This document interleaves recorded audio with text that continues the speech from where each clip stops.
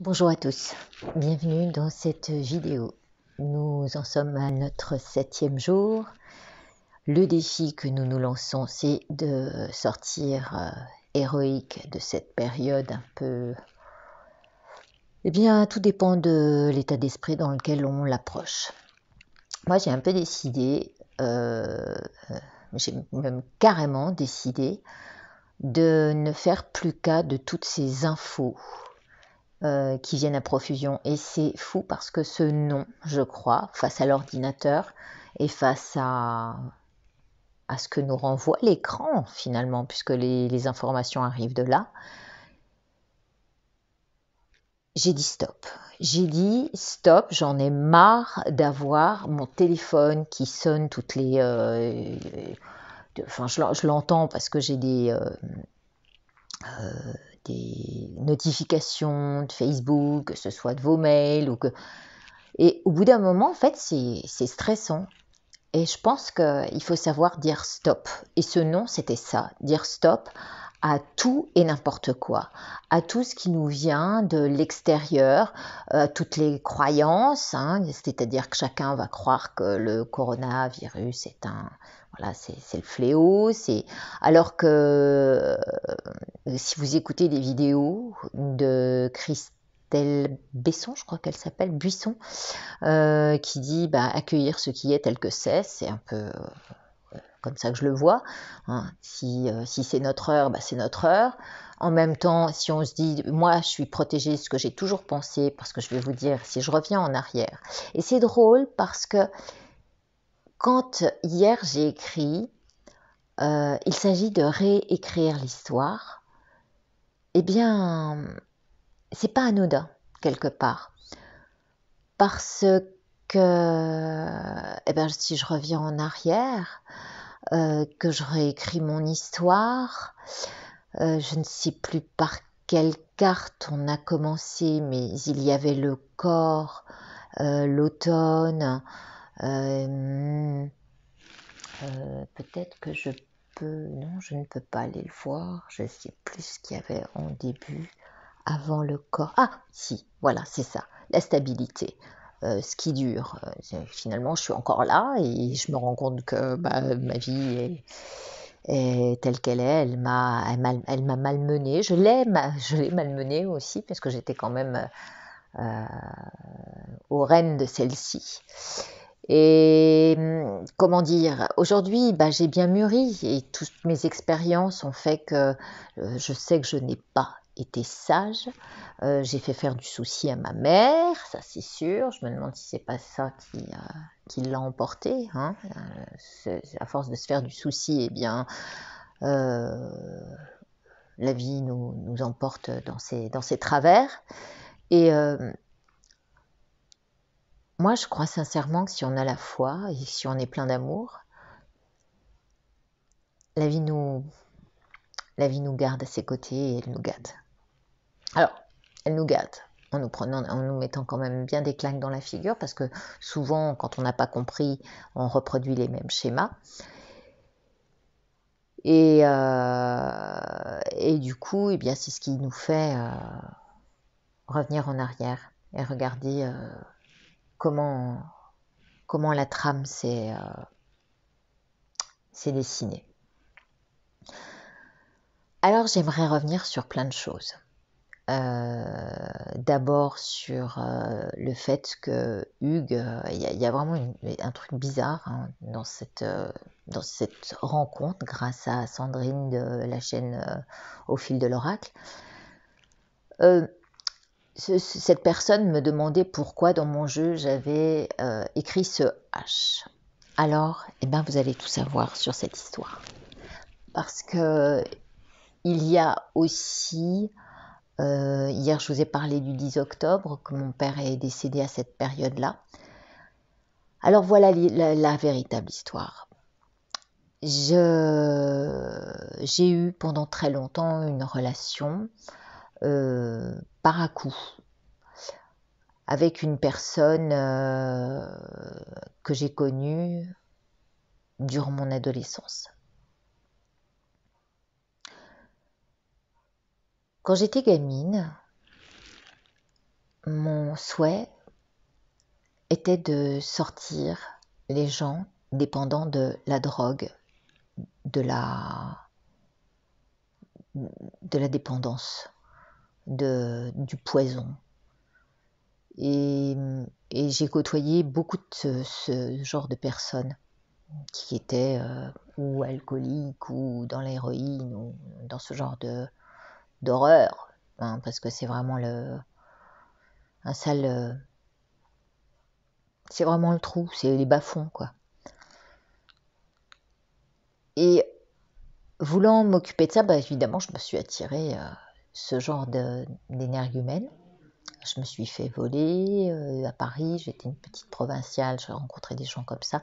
Bon, bref, tout ça pour dire que j'ai aussi rencontré une personne, par contre, qui était plutôt saine, entre guillemets, il avait d'autres travers, mais qui était un bon pote que j'ai rencontré au ski. Et cette personne s'appelait, alors si, je pense pas qu'il passe par là, de toute façon, c'est pas possible, s'appelait Hervé. Et juste avant de rentrer dans le bouddhisme, c'était donc dans l'année 96, la fin de l'année 96. Donc je vous dis, hein, on se voyait, on se séparait, on se revoyait, on se séparait, mais ça n'a jamais été une histoire qui a duré. Par contre, plus je le revoyais et plus je m'accrochais à notre histoire, parce que elle était de plus en plus forte, elle était de plus en plus... On se connaissait de mieux en mieux, donc charnellement c'était très très fort, d'où le corps, hein, vous avez vu le corps. Et cette histoire, quand elle s'est terminée, il m'a fait beaucoup de mal parce qu'il prenait pas de gants, on peut le dire. Il n'était pas du tout, on va dire,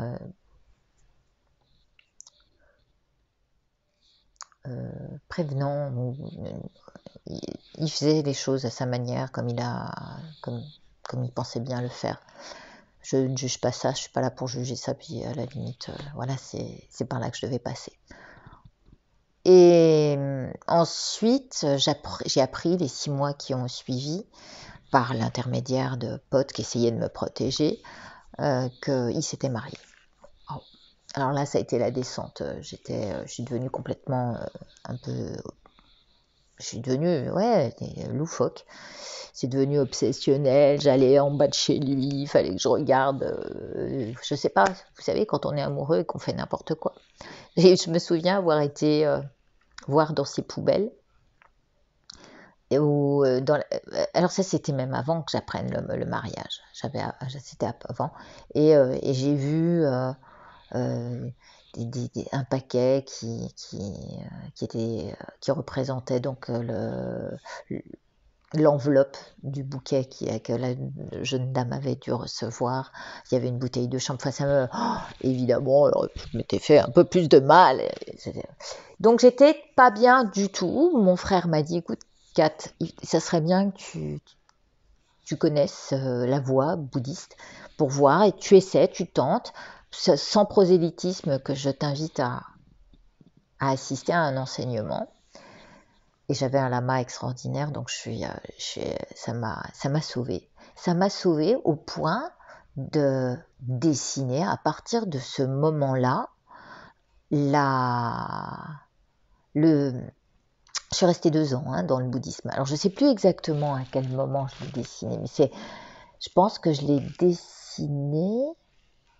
J'ai rencontré le père de mon fils, donc ça, à partir du moment où je suis rentrée dans la voie, j'ai rencontré le père de mon fils, et puis voilà, la vie a fait que j'ai dessiné mon jeu. Le 77 est né à partir de ce moment-là, et donc les hommes, je les avais mis tous dans le même, dans le même sac, et j'avais mis cette lettre H comme une hache. Il y avait ce côté où je devais tout déchirer, tout détruire. Imaginez-vous que vous coupiez des stères de bois et voilà, et que vous fassiez un feu de joie de tout ce que voilà, de tout ce que vous aviez encaissé. Et d'où le H de mon jeu. Cette personne est née le 10 octobre.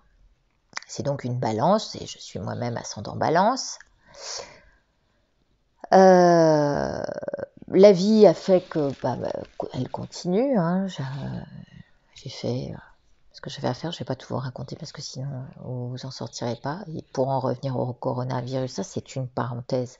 Je suis passée par des moments où on aurait pu croire que j'allais mourir.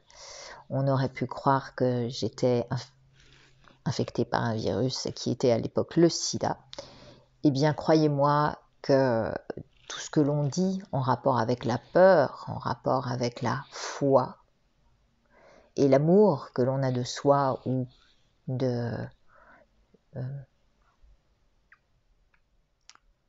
de celui avec lequel on est sincère, je peux vous assurer que vous êtes protégé.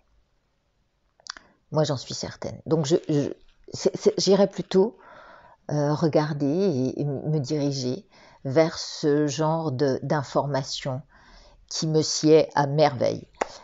Tout ça pour dire que non seulement le 10 octobre, bon, il y a eu ça. Pourquoi je vous parle de ça? Pourquoi? Parce que ça m'a rappelé à mon père qui est mort aussi à cette date-là. Il n'y a pas que ça. En fait, cette personne, je l'ai revue et revue et revue. Donc c'est une relation qui a duré plus de 40 ans. Puisque je l'ai rencontrée à 15 ans et que j'en ai 56 aujourd'hui.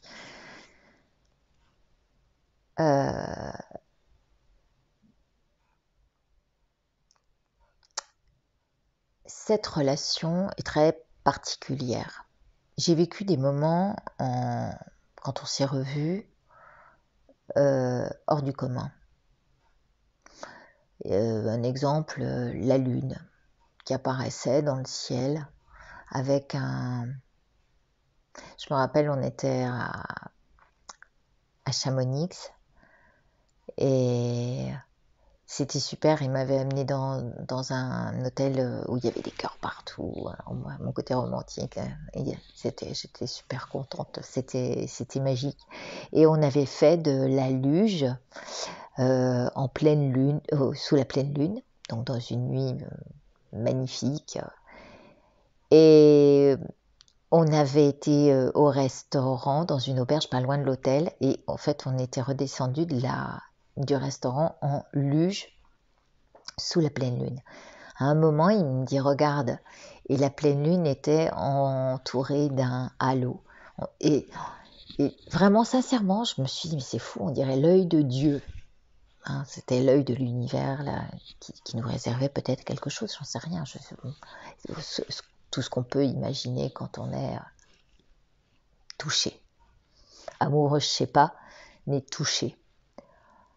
On peut pas parler d'être amoureux quand on a pris quelques claques. Par contre, on est attaché, on est touché, je sais pas, il y a plein de formes d'amour dans ces cas-là. Et donc, bon, ça c'était un moment magnifique. Revient encore la rupture d'une manière assez... Bon, bref. Et puis à un moment, mon père donc m'a été très malade et parle le jour de l'anniversaire de cet homme. Ça m'a fait quelque chose. Je me suis dit, mais qu'est-ce qu'il y a à comprendre derrière tout ça? Est-ce que c'est une histoire qui doit vraiment mourir aussi, comme on est en train de me le montrer? Enfin voilà, puis et à cette époque-là, ma situation était qu'elle était assez difficile puisque j'ai commencé mes cours de sport en étant en même temps caissière à Auchan, hein, je vous le rappelle. Là, c'était pas la période qui était la plus cool pour moi. Et mon père me dit enfin, j'ai confiance en toi ma fille. À partir de ce moment-là, la vie a complètement changé. D'abord, je suis revenue dans la voie bouddhiste, j'ai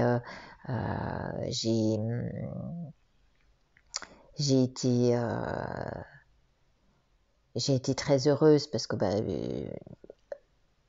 mon jeu a commencé à exploser et j'ai revu cette personne aussi, encore une fois.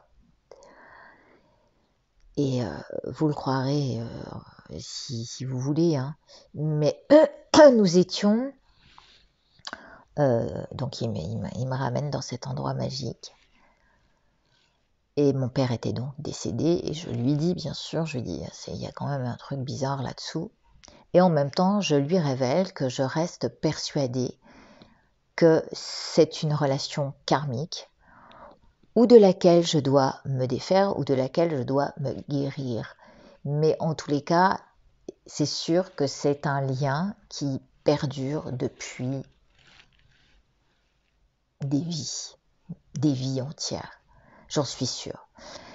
J'ai fait faire mon thème astral et surtout ma révolution solaire. Et il est dit, comme par hasard, que mon épreuve est liée à la balance. C'est la maison des épreuves qui est en balance, enfin un truc comme ça. Donc du coup, j'ai redemandé à Vanessa Chamonal, d'ailleurs, si vous voulez, c'est hyper pointu hein, comme étude. Et merci. Je pense pas qu'elle passe par là, mais c'était top.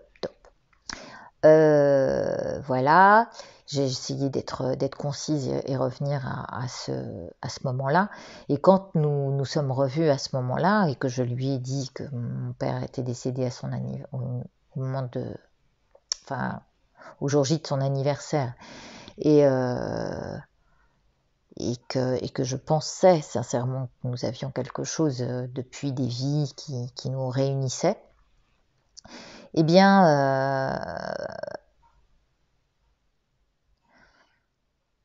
il s'est passé une chose au restaurant. Mon père, il s'est fait incinérer.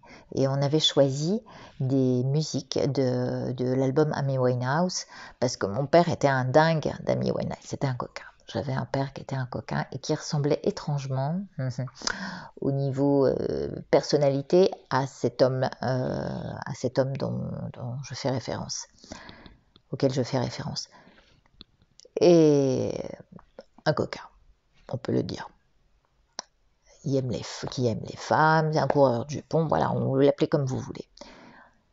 Et mon père savait très bien ce que je pensais de lui, hein. J'avais une piètre opinion de lui. Il n'empêche que c'était mon père et que je l'aimais. Est-ce que c'est pareil pour cet homme-là? J'en sais rien. Il n'empêche que je lui ai pardonné beaucoup de choses.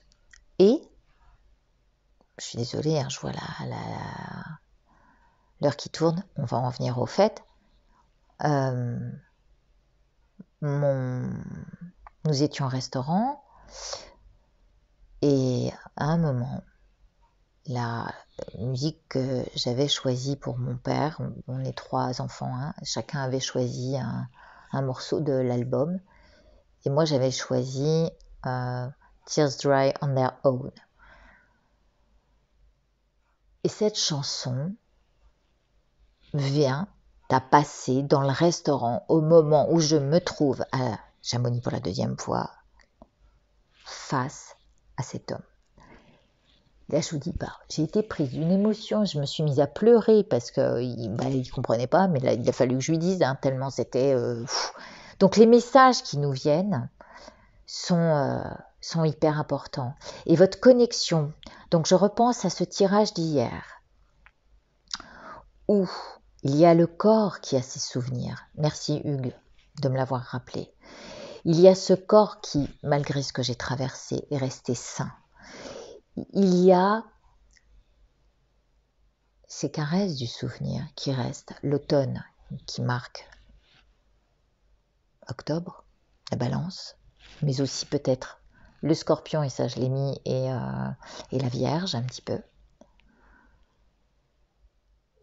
il y a la protection divine, quelque chose de plus fort, de plus grand que nous, la foi en quelque chose qui est amour, la foi en l'amour de soi, en l'amour de ce qui s'est produit et de ce qui est aujourd'hui. Parce que la vie est bien faite et nous envoie ce dont on a besoin. Ce qu'on vibre aujourd'hui. Et aujourd'hui, j'ai un compagnon qui... C'est un amour. C'est un magicien, je l'appelle le magicien. Il est...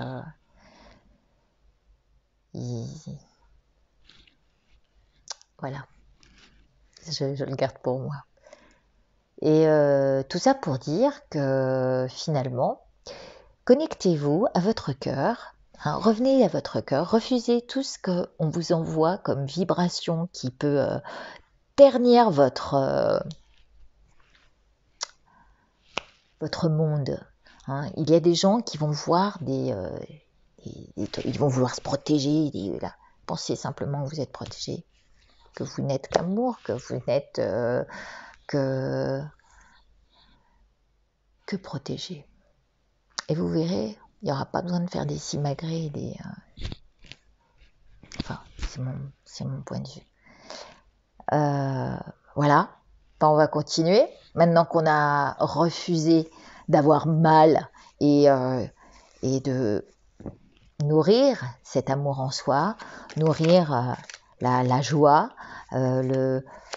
tout ce que ça nous a apporté de bénéfique.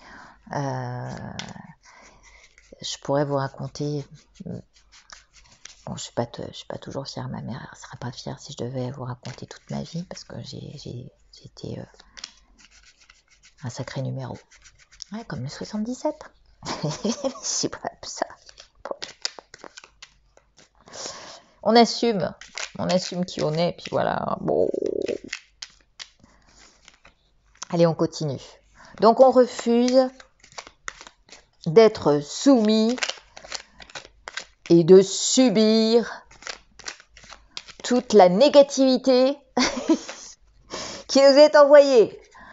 Allez dans la nature, si vous avez la possibilité d'être seul à respirer le bien-être.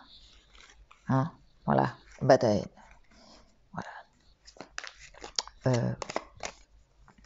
Partagez ça. C'est comme ça qu'on va arriver à aller à Manigo, par exemple. Bon, allez, c'est parti. Merci à ce qui est et comme c'est, tel que c'est. Je suis en vie, merci. Vous êtes ici, merci. Allez, j'arrête. Bonne humeur et bonne santé.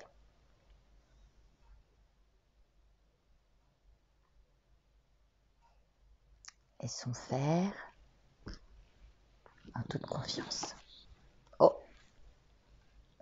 Alors, il va y avoir les vilains, les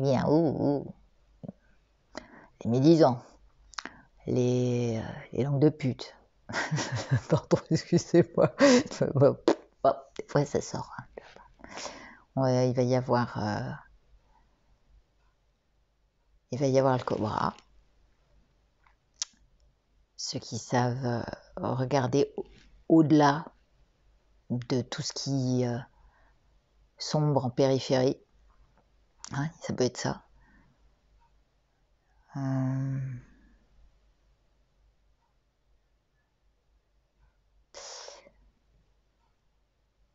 Ouais, le venin. Je vous laisse regarder. Ça peut être la pharmacie, tiens, aussi. Puisque dans le 77, hein, Bon, on verra, on va dessiner. Il y avait donc le nom qui devrait être, faites voir, non, le nom devrait être ici, raccroché au serpent.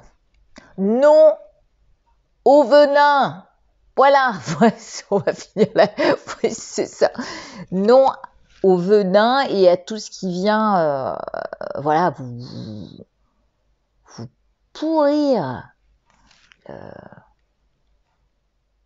vous emmener dans la peur, dans la tornade infernale dans le tourbillon de la peur. Allez, je vous fais un bisou. Je vous laisse. Je vous souhaite une bonne journée. Je vous dis à demain.